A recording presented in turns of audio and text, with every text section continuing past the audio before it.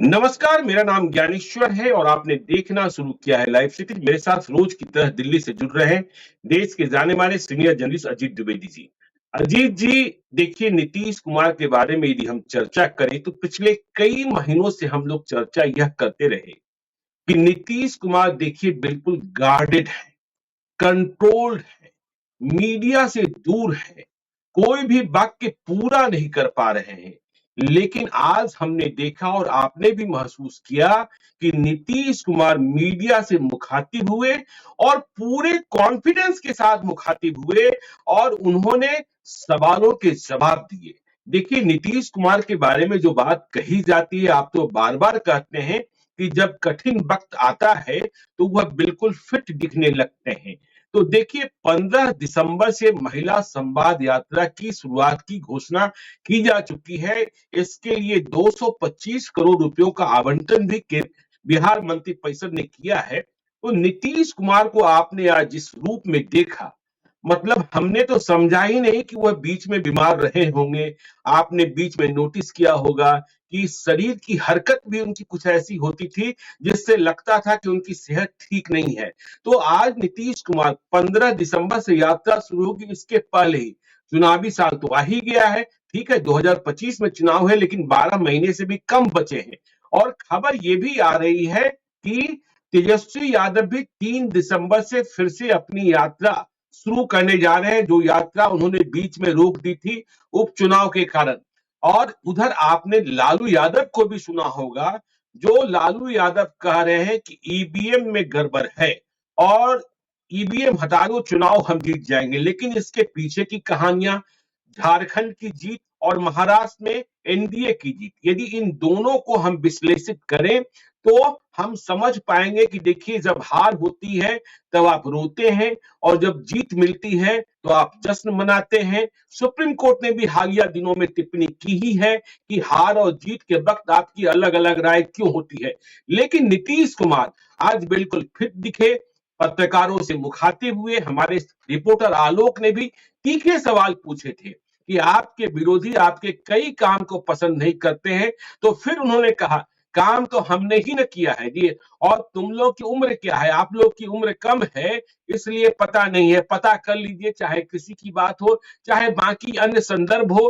आज नीतीश कुमार बिल्कुल पुराने तेवर में दिखाई पड़े हैं। अजीत जी कैसे नोट करते हैं और इसे भविष्य के लिए, जबकि आपको पता ही है कि 2025 के लिए एनडीए ने पूरे तौर पर ऐलान कर रखा है नीतीश कुमार ही नेतृत्व करेंगे और भाजपा वाले भी अब कोई इफ बट नहीं करते हैं। जो नीतीश कुमार कह रहे हैं वो सुन रहे हैं। आज हमने यह भी नोट किया कि नीतीश कुमार के बारे में जो बात कही जाती थी कि कंट्रोल्ड, गार्डेड, और उनके साथ कभी विजय चौधरी कभी अशोक चौधरी, तो आज यह दिखाई पड़ा कि वह दूसरों के साथ भी मूव कर सकते हैं और अपनी बातें रख सकते हैं, लोगों को समझा सकते हैं और बिहार को अपना संदेशा दे सकते हैं। आपने भी देखा अजीत जी, आपकी टिप्पणी। देखिए ज्ञानेश्वर जी, आपने जो कहा दो तीन बातें कही। एक तो नीतीश कुमार का एक सेंट्रल, आपने जो केंद्रीय बात, मुख्य बात जो कही वो नीतीश कुमार की सेहत और उनकी जी गतिविधियों को लेकर के है। लेकिन और भी जो जी राजनीतिक बातें आपने कही उनका भी महत्व है, उन पर भी हम लोग चर्चा करेंगे। नीतीश हम्म, कुमार आज मंगल पांडे के साथ थे और वो कृषि से जुड़े एक कार्यक्रम में गए थे, तो कृषि को लेकर के बिल्कुल। भी उन्होंने कहा कि पहले खेती कैसे हम्म, होती थी। ये बात उन्होंने ठीक से कही जी कि पहले क्या खेती होती थी, सिंचाई की कोई व्यवस्था नहीं होती थी, सब कुछ पूरी तरह से भगवान भरोसे था, कोई सिंचाई का या लघु सिंचाई का कोई काम नहीं था। नहरें बन रही, जो पुरानी बनी थी सब भर रही थी। तो नीतीश कुमार की सरकार ने उसमें कुछ किया, हालांकि वो भी अभी बहुत सेटिस्फैक्टरी नहीं है, बहुत बड़ा काम कोई एग्रीकल्चर के सेक्टर में नहीं हुआ है, वो होना चाहिए था, नहीं हुआ है। बिल्कुल। लेकिन उन्होंने याद दिलाया कि पहले कैसे खेती होती थी, अब हमने खेती को ठीक किया है, अब खेती अच्छे से हो रही है। तो टू द पॉइंट बोले, एग्रीकल्चर के प्रोग्राम में थे तो एग्रीकल्चर के बारे में बोले। रिपोर्टर्स ने जो उनसे सवाल पूछे उनका भी पॉइंटेड जवाब दिया उन्होंने। और जी उनको वहां गाइड करने के लिए, गार्ड करने के लिए कोई ऐसा नहीं था। मंगल पांडे साथ में खड़े थे जिन्होंने बाद में अपनी बाइट दी। और तो हम्म, नीतीश कुमार जो पॉइंटेड आंसर्स दे रहे थे वो पुराने नीतीश कुमार की तरह दिख रहे थे कि बिल्कुल पॉइंटेड बिल्कुल। आंसर है, जो पूछा जाएगा उसी का जवाब देना है और इधर उधर की बातें नहीं करनी है, मतलब घुमाने और फिराने आपने वाली बात। देखा होगा कि जो आमतौर जो पर उनके ऐसा होता गार्ड्स है। और आपने देखा होगा अजीत जी कि जो उनके गार्ड थे वह पत्रकारों को रोकने की कोशिश कर रहे थे कि चलिए हो गया, लेकिन नीतीश कुमार जिस तरीके से एक सवाल से दूसरे सवाल पर भी जा रहे थे, तो आज लग रहा था कि नहीं, नीतीश कुमार बिल्कुल मूड में है और वह हर बात आज करना चाहते हैं। हाँ, तो उन्होंने रोका, पत्रकारों के पास गए चल के और लोगों से सब जो जो सवाल पूछ रहे थे वो लोग जवाब दे रहे थे, जबकि इसके पहले ये उनको दूर कर दिया गया था कि मीडिया से, और ये जो जनता दरबार बिल्कुल। बंद हुआ था उसका भी कारण यही था कि आम आदमी जो मिलेगा वो तो मिलेगा, लेकिन मीडिया की मौजूदगी रहती है। और आपको ध्यान होगा कि जब वो एक लिटरली वो फियास्को था जिसका वीडियो आया कि वो बार-बार कह रहे थे कि गृह मंत्री को फ़ोन लगाओ, गृह मंत्री को फ़ोन लगाओ। जी। तो वैसी कोई असहज करने वाली स्थिति ना पैदा हो, इसके लिए बंद कर दिया गया कि मीडिया भी देख रहा था, लोग वीडियो बना रहे थे। आज वो सारी चीजें, सारी आशंकाएं जो थी या वो जो घटनाक्रम था उसको वो सारी चीजें पीछे छूट गई। नीतीश कुमार आप मीडिया के सामने भी आए और मीडिया के सामने भी उनका जवाब भी दिया, और जवाब जी। दिया, पॉइंटेड जवाब दिया। उसके साथ-साथ जो उनकी भाव भंगिमा थी, जो देह भंगिमा थी, दोनों, मतलब सिर्फ चेहरे की भंगिमा नहीं, भाव भंगिमा नहीं, हम पूरे देह जी, भंगिमा बॉडी की बात लैंग्वेज। कर रहे हैं, पूरे बॉडी बिल्कुल। लैंग्वेज की बात कर रहे हैं। वो इतना कॉन्फिडेंट था और इतना नेचुरल था कि हमको खुद ही संदेह होने लगा कि हम लोग इसके पहले जो देख रहे थे वो क्या था, कि जी, नीतीश कुमार बिल्कुल। के चेहरे एकदम जैसे पोपला मुंह हो उस तरह से होठ चलाते रहना, पेट पर हाथ फिराते रहना, इसकी लोग नकल उतारते थे। अपोजिशन की पार्टी के लोग नकल उतारते थे। कई बार हमने आरजेडी के नेताओं का देखा कि वो जो नीतीश कुमार करते थे उसकी नकल उतारते थे, मजाक बनाते थे, लोग मीम्स मीम्स बनने बनाते लगे थे थे, नीतीश मीम्स कुमार। बनने लगे थे, मीम्स हाँ, बनने लगे वही थे। मीम्स बनाए जा रहे थे उनके ऊपर, उनकी देह भंगिमा को लेकर के, बातों को लेकर के जी। तो होता था कि कैसे हाथ हुँ। फिराते हैं, पेट कैसे होठ चलाते हैं, किस तरह से देखते हैं। तो ये तमाम चीजें लगा कि हम लोग जो देख रहे थे वो किसी एक्टिंग का पार्ट था, किसी स्क्रिप्ट का पार्ट बिल्कुल। था। कि उस समय कई बार आप देखते हैं फिल्मों में एक्टर जो है सो अलग-अलग तरीके से भाव भंगिमा दिखाता है, कभी कुछ स्ट्रेंज बिहेवियर, तो उनका बड़ा स्ट्रेंज बिहेवियर था। लगा कि वो एक पार्ट बिल्कुल। अपना निभा रहे थे। अब दूसरे पार्ट में, अब दूसरे रोल में है नीतीश कुमार। अब चुनाव नजदीक आ गया, चुनाव की तैयारियां शुरू हो गई और चुनावी गतिविधियां भी शुरू हो गई, तो नीतीश कुमार भी बिल्कुल दूसरी भंगिमा में आ गए। अब उनका हुँ। बॉडी लैंग्वेज की तरह से कॉन्फिडेंट था, वो पॉइंटेड आंसर्स दे रहे थे, एकदम लग रहा था कि अपने बेस्ट ऑफ द हेल्थ में है। जी। और दूसरी बात, जो हेल्थ की बात और उनके सेहत की जो बातें होती थी, उन चर्चाओं पर तो एटलीस्ट तात्कालिक रूप से तो विराम लग गया। अब ये चर्चा नहीं बिल्कुल। होगी, अब ये इश्यू नहीं है। खैर ये इश्यू पिछले और कुछ दिनों पूरे से विधानसभा में कम हो अजीत जी, गया पूरे था। विधानसभा में लोग इसी बात को लेकर आशंकित थे कि पता नहीं नीतीश कुमार क्या बोल लेंगे, नीतीश कुमार क्या किसके कह रहे बारे हाँ, में क्या बोल देंगे, लेकिन वहां क्या भी बोल वे देंगे। बिल्कुल संयमित दिखे और सब कुछ सही दिखाई पड़े। हाँ, और वहीं से शुरू हुआ था, विधानसभा में ही शुरू हुआ था। जी। विधानसभा हुँ। में ही उनकी सेहत को लेकर के जो चर्चाएं शुरू हुई थी, जब उन्होंने जो रिप्रोडक्टिव हेल्थ के बारे में, स्त्रियों के रिप्रोडक्टिव हेल्थ के बारे में बिल्कुल। जब उन्होंने कहा था, जितने डिटेल में चले गए थे वो, वहीं से शुरू हुई थी बातें। तो ये आशंका तो जी। हर सत्र में रहती है। इस बार वो कुछ भी नहीं, बाहर भी आप आ गए तो वहां भी नहीं। तो आपकी पूरी देह भंगिमा, भाव भंगिमा, पूरा आपका रिप्लाई करने का तरीका, वो सब एक जो सधे हुए राजनेता जैसे वो करते हैं उस तरह का था। और हुँ। दूसरी जो महत्वपूर्ण बात हमने मार्क की उनके पूरे कन्वर्सेशन में, जो मीडिया के साथ कन्वर्सेशन था, वो इस बात पर एकदम स्टिक किए हुए थे कि जो एजेंडा है अगले चुनाव का, उस एजेंडे जी। से इधर-उधर नहीं हो रहे थे। तो हुँ। हमें हमेशा का एजेंडा है, देखिए लोकसभा चुनाव में चाहे प्रधानमंत्री आए हों या जेडीयू के नेता हों, सबके प्रचार का तरीका यही है कि लोगों को याद दिलाना है कि नीतीश कुमार के आने के पहले क्या था। नीतीश बिल्कुल। कुमार के आने के पहले बिहार की क्या स्थितियां थी हर सेक्टर में। आज तो कृषि के लिए सिर्फ वो कह रहे थे कि खेती होता था कि क्या जी पहले, वो हर सेक्टर के बारे में कहा जाएगा, लॉ एंड ऑर्डर के बारे में, एजुकेशन के बारे में, हेल्थ के बारे में, इंफ्रास्ट्रक्चर डेवलपमेंट के बारे में, रोजगार के बारे में, सब चीज के बारे में कहा जाएगा। बारी बारी सारी चीजें आएंगी कि आज से 20 साल पहले कुछ नहीं था। तो यही एजेंडा जी। है। आपको याद होगा हुँ। जब प्रधानमंत्री ने अपने बूथ के कार्यकर्ताओं से बात की थी, चुनाव के पहले पार्टी के लोगों से बात की थी, तो उन्होंने यही कहा था कि आप बुजुर्गों को आगे ले आइए, लोगों को कहिए कि वो पुरानी चीजें याद दिलाएं, लोगों को बताएं, आम लोगों को, नौजवानों को ये बताइए कि 20 साल पहले क्या था, लालू प्रसाद और राबड़ी देवी के राज में क्या था। तो आज नीतीश कुमार का सारा फोकस उसी पर था। जी। एक तो वो डेलिबरेटली, हमको लगता है जानबूझ करके वो सामने आए और ये मैसेज दिया, कन्वे किया गया कि फिजिकली फिट है, मेंटली फिट है वो, और उसके हुँ। साथ-साथ जो चुनाव का एजेंडा है उन्होंने वो भी बता दिया कि और कुछ नहीं और होगा। बातचीत में उन्होंने कई बार जी, जी, बातचीत में उन्होंने कई बार महिलाओं का ज़िक्र किया। देखिए कहा कि महिला संवाद करने जा रहे हैं और महिला कंसोर्सी को उन्होंने डेवलप किया है और महिलाएं किस तरीके से एक्टिव हुई है, तो हर बातचीत में आज वह महिलाओं को कोट कर रहे थे। देखिए, उस दिन आपने प्रोग्राम में कहा था कि आरजेडी की सभाओं में महिलाएं नहीं दिखती हैं। जी। एग्जैक्टली सेम बात को दोहरा रहे थे कि महिलाएं दिखती थी, हम्म, कभी पहले दिखती हैं महिलाएं, मतलब उनके कहने का मतलब है कि जो आरजेडी के राज में महिलाएं नहीं दिखती थी, उनका कोई सार्वजनिक बिल्कुल। जीवन में कोई योगदान नहीं होता था। सरकारी नौकरियों हम्म, में भी बहुत गिनी चुनी महिलाएं थी और वो भी उच्च पदों पर थी, नीचे तो बहुत कम महिलाएं थी, नीचे जो क्लर्क लेवल पर और उसके नीचे और जो पद होते हैं ग्रुप सी ग्रुप डी में। तो ये एक जी। नीतीश कुमार का योगदान रहा कि उन्होंने नौकरियों में आरक्षण कर दिया, 35% आरक्षण कर दिया। पंचायतों में और जो अपना लोकल बॉडीज में उन्होंने 50% कर दिए। तो ये उसकी तरफ भी उनका इशारा था कि महिलाएं अब अच्छा राजनीतिक गतिविधियों में भी महिलाओं की भागीदारी बढ़ गई है। जहां नीतीश कुमार की बिल्कुल। सभा होती है उसमें बड़ी संख्या में महिलाएं आती हैं, सुनती हैं और पसंद करती हैं। कॉन्स्टिट्यूएंसी के रूप में डेवलप करना जो हम बार बार कहते हैं वो नीतीश कुमार ने कर दिया है महिलाओं को। अब वो इतनी जी। जागरूक हैं कि उनको अपने घर के पुरुषों की परमिशन नहीं लेनी है कि हम किसको वोट करेंगे। वो बिल्कुल। ना वो बहुत ही कम, अब ऐसी ऐसी महिलाओं की संख्या कम है जो जाति के आधार पर प्रभावित होती हैं या किसी पार्टी के हम्म, राजनीतिक समीकरण के हिसाब से वोट करती हैं। ज्यादातर महिलाएं, एक तो महिलाओं का वोट का परसेंटेज ज्यादा है और उसमें से भी ज्यादातर महिलाएं जाकर के नीतीश कुमार के नाम पर वोट करती हैं। और महिला संवाद के लिए एक माहौल बनाना है पहले से नीतीश कुमार को, वो निकलने वाले हैं, उसके पहले एक एजेंडा बिल्कुल। सेट करना होता है। तो वो एजेंडा भी हम्म, सेट कर रहे हैं कि महिलाएं हमको सुनती हैं, हमारे साथ आती हैं, हमारे कार्यक्रम में आती हैं। हमने, हमारी सरकार ने महिलाओं के लिए भी काम किया है। वो जी। तीसरी बात जो हमने मार्क की, पहली तो उनके हेल्थ की बात बता दी, दूसरी एजेंडा, हम्म, तीसरी जो बात हमने मार्क की, नीतीश कुमार बार-बार ये भी कह रहे थे कि हम ही लोग किए हैं। हम ही लोग मतलब वो बीजेपी जी। को भी इसमें शामिल कर रहे थे। वो हम्म, आरजेडी को शामिल नहीं कर रहे थे और अकेले भी क्रेडिट नहीं ले रहे थे, वो बीजेपी को भी शामिल कर रहे थे। उनका इशारा बीजेपी की तरफ बिल्कुल। होता था कि हम लोग मिल के किए हैं। तो ये बात तो सही है कि अभी उनके 20 साल के राज में 4 साल को निकाल दें, जब जीतन राम मांझी का एक 9 महीने का और बाकी जो 30 महीने 34 महीने वो साथ रहे लालू यादव के की पार्टी के साथ, तो उसको निकाल दें लगभग 4 साल को, तो 16 साल तो बीजेपी के साथ ही रहे वो। तो जी। बीजेपी के साथ 15-16 साल वो बीजेपी के साथ रहे हैं। तो जो वो समझा रहे थे वो हमको लगा वो बड़े सटल तरीके से इस बात को कह रहे थे कि हम ही लोग किए, हम ही लोग का मतलब हम लोग मिल के किए। तो बीजेपी के साथ अपना बिल्कुल। अलायंस भी ओरिएंटेड कर रहे थे। बीजेपी के साथ अपने हम्म, अलायंस को जिक्र कर रहे थे, अलायंस का जिक्र कर रहे थे, उसको भी क्रेडिट दे रहे थे कि हम लोग मिल के किए हैं।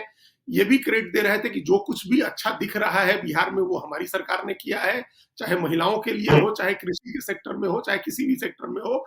और तीसरा ये मैसेज भी दे रहे थे कि अब वो फिजिकली फिट हैं और फिर एक बार पॉलिटिकल प्लंज लेने के लिए तैयार है, वो लड़ाई के लिए तैयार है एक सूरमा की तरह।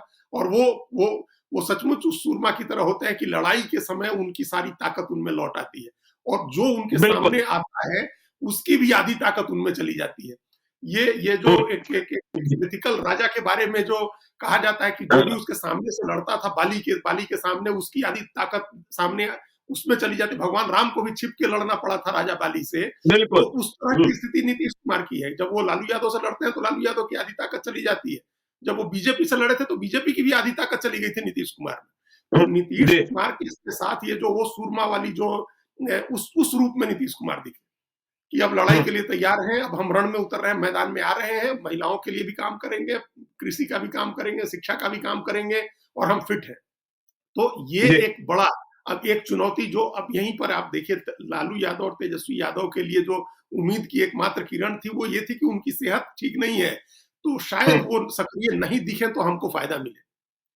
ये जी। उनकी आखिरी उम्मीद थी कि या तो नीतीश कुमार साथ में ले ले तो सत्ता आ जाए, या फिर हम्म, वो हट जाए सीन से तब सत्ता आ जाए। दो ही स्थितियां हैं ज्ञानेश्वर जी। बिल्कुल, बिल्कुल, वो बिल्कुल। साथ में रहे या फिर सीन से हट जाए, दृश्य से, तस्वीर से बाहर निकल जाए। तो ऐसा हम्म, लग रहा था कि वो तस्वीर से बाहर निकल रहे हैं। लेकिन अब तो फिर सेंटर में आ गए तस्वीर के, एकदम बीच मध्य में आ गए तस्वीर के। तो अब एक अलग नई चुनौती खड़ी हो गई लालू यादव और तेजस्वी यादव के लिए कि अब क्या? अब तो आप बिल्कुल, टारगेट ये तो करते नई चुनौती, बिल्कुल, हैं बिल्कुल नई चुनौती। जी। कि अब उनकी सेहत खराब है और उनको हम्म, घेराबंदी की गई है। ये एक बार कई खबरें चली कि भाई तेजस्वी देखने जा रहे हैं, उनकी तबीयत खराब हो गई। कहा जा रहा है कि ये इंप्लाई करती थी आरजेडी की, पता नहीं क्या खिलाया जा रहा है, क्या दवा दी जा रही है। तो अब तो ये हम्म, सारी कहानियां बंद हो जाएंगी अगर नीतीश कुमार स्वस्थ होकर के आगे, सेहतमंद होकर के और लड़ाई को लीड कर रहे हैं आगे से, तब तो ये भी खत्म हो गई बात। फिर तो जी। तेजस्वी यादव को नीतीश कुमार से लड़ना है। तो जब नीतीश कुमार से लड़ना है तो आपके लिए मौका कहां बनता है किसी के लिए भी बिहार में जब तक नीतीश कुमार लड़ रहे हैं तब तक किसी के लिए मौका नहीं है। वो जो सामने लड़ने आएगा उसकी आधी ताकत नीतीश कुमार में चली जाएगी। तो अब वो बिल्कुल। जो अब लड़ाई में फिर एक अनइवन लड़ाई हो गई, फिर बराबरी की लड़ाई नहीं हुँ, रहेगी। नीतीश कुमार से बराबरी की लड़ाई मुकाबला नहीं रही, करना बिल्कुल। बहुत मुश्किल हो जाएगा तेजस्वी यादव के लिए। पहले से हम बार-बार कह रहे हैं कि वो डिसएडवांटेजेस पोजीशन में है, अपोजिशन हुँ, में है। तो सरकार में हो रहा है आजकल उसको फायदा हो रहा है। सरकार के लिए प्रो इनकम्बेंसी रह रही है क्योंकि सरकार की लोक लुभावन योजनाओं का लाभ जनता को मिल रहा है। तो जनता की जो नाराजगी अगर थोड़ी बहुत किसी चीज से रहती भी है तो वो उन लोक लुभावन योजनाओं से दूर हो जाती है। और अब तो हम सब जी, लोग जानते हैं कि एकदम चाहे जिस नाम से आए ज्ञानेश्वर जी, वो चाहे लड़की बहन की योजना के नाम से आए, लाडली बहना, मैया सम्मान, किसी भी रूप में योजना आने वाली है बिहार में। बिल्कुल आने वाली है। बिहार जी, बिल्कुल। हाँ, आने वाली है महिलाओं के लिए। हुँ, अब जैसे झारखंड में 1100 रुपए दिया गया था, 1100 रुपए भी अगर महीना कर देते हैं, 1500 रुपए महीना करते हैं बांटने का। और आप देखिए नीतीश कुमार को पैसे बांटने थे पहले से। अब वो जी, उन्होंने कहा कि हम 2-2 लाख रुपया देंगे। अब मान लीजिए कि 2-2 लाख रुपया नहीं दे रहे हैं, तो 2-2 लाख के बदले अगर 1,500 हजार महीना देना शुरू करते हैं, तो कितना होगा? 18,000 रुपया महीने का होगा। और 18,000 रुपए का महीने का मतलब 5 साल में 90,000 रुपए। तो कहाँ तो कहे थे कि हम 2-2 लाख रुपया देंगे, तो 5 साल में 90,000 हुँ, रुपया देने में उसके बदले कम ही खर्चा आएगा ना। तो ये योजना, ये सारी प्लानिंग चल रही है कि इस बार के बजट में अनाउंस कर देना है। जैसे दिल्ली में अरविंद केजरीवाल ने बजट में अनाउंस किया, फरवरी में अनाउंस किया कि हम 1-1 हजार रुपया देंगे। अभी तक देना शुरू नहीं किया है। अब चुनाव है बिल्कुल। फरवरी में, तो अगले महीने शुरू कर देंगे। दिसंबर में पैसे चले जाएंगे या जनवरी में चले जाएंगे। एक साथ 2 महीने का भी डाल देंगे खाते में। या महाराष्ट्र सरकार ने जैसे किया कि 2 महीने का एडवांस डाल दिया पैसा 3 महीने का। तो हुँ, वो अब करेंगे अरविंद केजरीवाल। तो वैसे ही बजट में फरवरी में अनाउंस हो जाएगा। जुलाई, अगस्त, सितंबर अगर समय पर चुनाव होना है तो उसके उस जुलाई, अगस्त में पैसे जाने शुरू हो जाएंगे। और जब वो पैसे जाएंगे, जब 1000-1500 जो भी तय किया जाएगा, अगर महिलाओं के खाते में आएंगे, तो जो महिलाएं पहले से ही नीतीश कुमार के साथ है वो तो और कंसोलिडेट हो जाएगी। बिल्कुल, बिल्कुल, तो बिल्कुल, आपके बिल्कुल। लिए लड़ाई, आप तो लड़ाई से बाहर हो जाएंगे पहले ही। तो ये और ऑलरेडी इतना ही नहीं, बिल्कुल इतना ही नहीं अजीत जी, देखिए किसी डर्टी पॉलिटिक्स में नीतीश कुमार नहीं फंसना चाह रहे। पिछले 2 दिनों से पटना में इस बात की चर्चा है कि कुछ नेताओं की तस्वीर और वीडियोज़ हैं, जो शराब पीते हुए। देखिए इसका संकेत दिलीप जायसवाल ने भी पिछले दिनों दिया था कि हम जारी कर सकते हैं, लेकिन सुनते हैं मना कर दिया गया कि इस तरीके की राजनीति मत कीजिए। उनकी तस्वीरें जारी होगी, कल वे फिर किसी और की तस्वीर जारी करेंगे, फिर ये कहा जाएगा कि उनको क्यों नहीं पकड़ा जा रहा है, फिर ये कहा जाएगा कि इनको क्यों नहीं पकड़ा जा रहा है। तो इन चीजों से भी बचिए और जो पॉजिटिव पॉलिटिक्स है उधर बढ़िए, क्योंकि चुनाव का साल है। हाँ, तो ये भी एकदम टिपिकल नीतीश कुमार का ब्रांड की पॉलिटिक्स है। नीतीश कुमार जी, कभी इस तरह की पॉलिटिक्स में नहीं रहे हैं। उन्होंने कभी बिलो द बेल्ट किसी को अटैक करने का हमने नहीं देखा है। कभी कोई, अब कोई हुआ हो कभी तो अलग बात है, लेकिन बिलो द बेल्ट किसी को अटैक करना, हम्म, किसी की निजी बातों को सार्वजनिक करके और उसका राजनीतिक लाभ लेना, ये सब भी नीतीश कुमार ने ये पॉलिटिक्स नहीं की है उन्होंने। हो सकता है कि जिन लोगों के पास हो वो करना चाह रहे हो, लेकिन हम्म, नीतीश कुमार को पता है कि लॉन्ग टर्म में ये सब चीजें पे नहीं करती हैं। कभी किसी के लिए बिल्कुल, इंडिविजुअल, कभी कोई इसका मैटर कुछ हो जाए, किसी को फायदा हो जाए, और इससे राजनीति का स्तर गिरेगा। बिहार की राजनीति को लोग इसके लिए नहीं जानते हैं। बिहार की जी, राजनीति को स्टिंग ऑपरेशन करके और किसी की डर्टी पिक्चर से लोग नहीं जानते। बिहार की पॉलिटिक्स को लोग एकदम विशुद्ध राजनीति के रूप में जानते हैं। और देश भर का पत्रकार दिल्ली से हमको अभी से अगर कह रहा है कि बिहार के चुनाव देखने जाना है, तो बिहार में वो ये सब चीजें देखने नहीं जाता है। वो बिहार की हार्डकोर पॉलिटिक्स बिल्कुल, देखने जाता है। वो समझने हम्म, जाता है कि कैसे बिहार के लोग, मतलब इतनी राजनीतिक जागरूकता कहाँ से आती है भाई, कैसे लोग एक एक चीज जान रहे होते हैं, कैसे लोग सारे समीकरण समझ रहे होते हैं, कैसे गांव का आदमी या चाय पान की दुकान पर बैठा हुआ आदमी इतना बारीकी से राजनीति जानता है। तो बिहार की राजनीति जिन चीजों के लिए जानी जाती है, नीतीश कुमार उन्हीं उन्हीं मुद्दों पर राजनीति करते हैं। हम्म, ये मुद्दे दूसरी जगह चलते होंगे। ये अच्छी बात है कि नीतीश कुमार ने या उनके यहाँ से किसी ने भी मना किया कि ये सब डर्टी पॉलिटिक्स मत करिए। उसकी जरूरत भी नहीं है जी। ज्ञानेश्वर। अभी देखिए तो उसकी चलिए क्या आगे नीतीश कुमार महिला संवाद यात्रा और और तेजस्वी यादव की यात्रा, इस पर भी चर्चा तो करेंगे ना। और जो लालू यादव का है ईवीएम। देखिए, तो पहले यहीं से शुरू करें ईवीएम से। जो आपने कहा, ये सुप्रीम कोर्ट की टिप्पणी थी कि जब आप हार जाते हैं तो ईवीएम जी, में गड़बड़ी हो जाती है, जब आप जीत जाते हैं तो ईवीएम ठीक होता है। इस बात का तो कोई सचमुच, इस बात का कोई लॉजिक नहीं है ना। और हम बिल्कुल। जैसे अभी हारे उड़ीसा में नवीन पटनायक, आपने कभी सुना कि नवीन पटनायक कह रहे हो कि हम ईवीएम से हार गए हैं? एक बार नवीन पटनायक ने नहीं कहा है कि हम ईवीएम से जी, हार गए हैं। उन्होंने कभी नहीं कहा। जो राजनेता है, जो राजनीतिक लड़ाई लड़ी बिल्कुल। है जिसने, उसको पता है कि हम कैसे हार गए। हमारे हमारे क्या हमारी स्ट्रेंथ है, हमारी वीकनेस क्या है, आप इस बात को एनालाइज नहीं कर रहे हैं। आप एक आराम आपको तो हम्म, ये है कि आपने कार्यकर्ता देखिए ये सब डेस्परेशन है ज्ञानेश्वर जी। आपको लग रहा है कि लगातार हारते जाने से आपका जो वर्कर है, आपका जो बिल्कुल सपोर्टर है, उसका मोह भंग हो रहा है, आपसे मनोबल भी टूट रहा है और मोह भंग भी हो रहा है। वो चला जा सकता है दूसरी तरफ, उसको जाने में क्या दिक्कत है? वो थोड़ा बंध हुआ है कोई आपका कि आपके साथ ही टिका रहेगा, आप हारते जी। रहेंगे और आपके साथ टिका हम्म, रहेगा।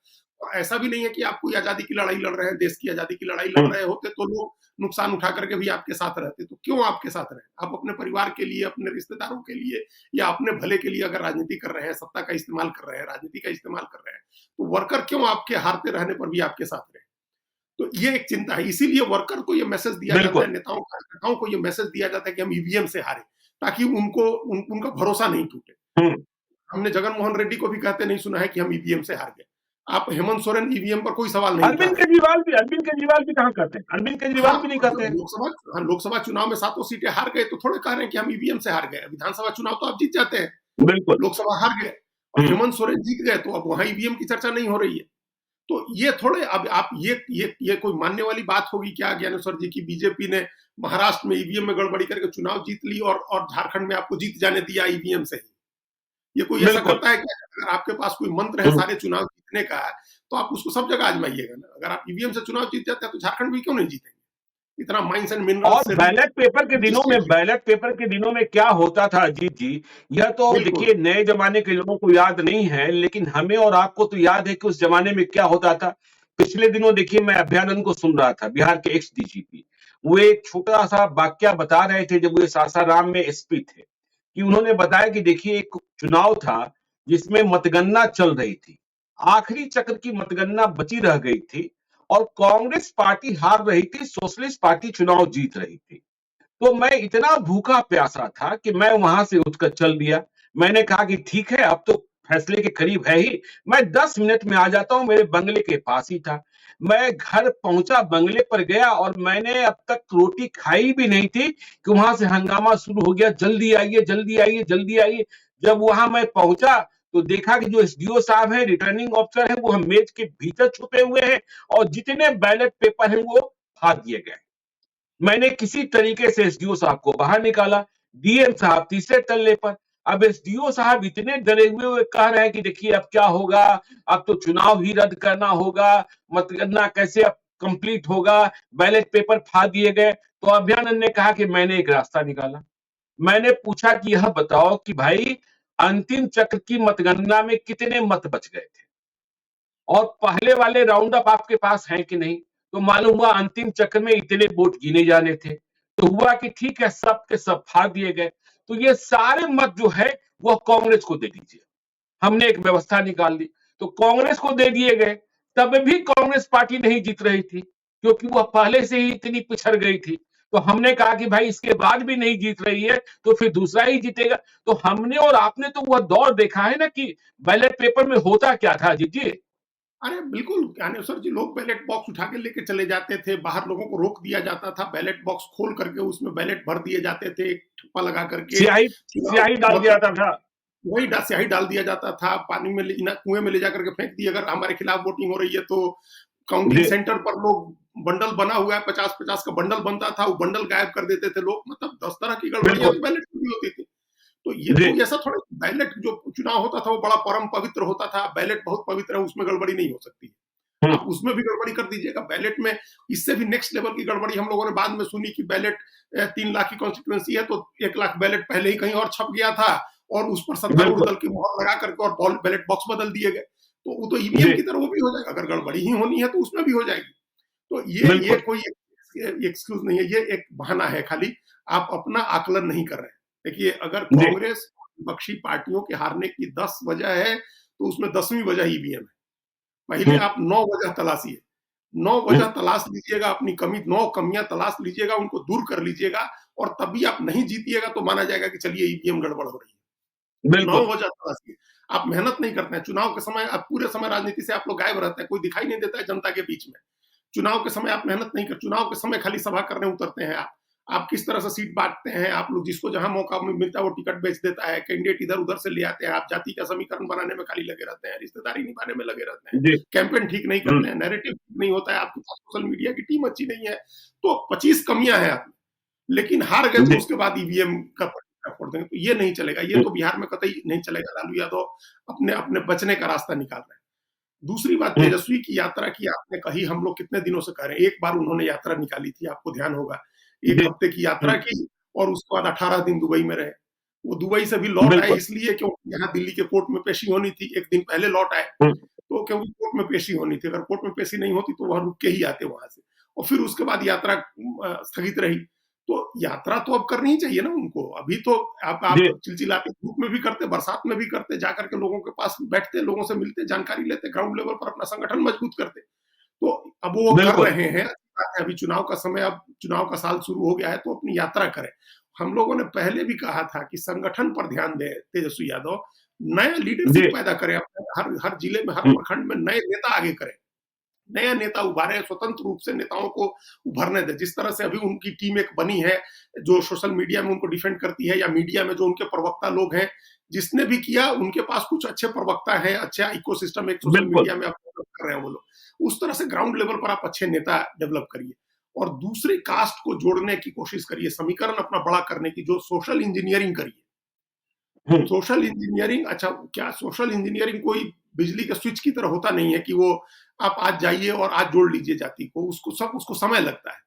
जातियों को आपस में मिलने में, आपस का जो ग्राउंड लेवल का जो कॉन्फ्लिक्ट है उसको दूर करके एकजुट होने में, उसमें टाइम लगता है, उसमें समय लगता है। तो समय देना था, बहुत देर कर दी, लेकिन अभी भी अगर वो निकलते हैं, संगठन के लिए काम करते हैं, अपने नेताओं को जागृत करते हैं, उनमें कॉन्फिडेंस भरते हैं, कुछ नई जातियों को अपने साथ जोड़ते हैं, तो तभी लड़ने का वही तरीका है। लड़ाई में आप तभी आप ही पाइएगा, या लड़ते हुए तभी दिखिएगा जब आप ये सब काम करिएगा।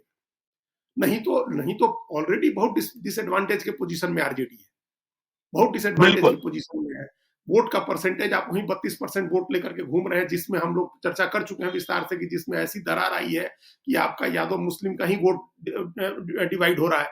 बीजेपी और जेडीयू वही राजनीति कर रही है कि आप ही का वोट बांट दें, आप क्या उस वोट तोड़िएगा, आप ही का वोट तोड़ दें।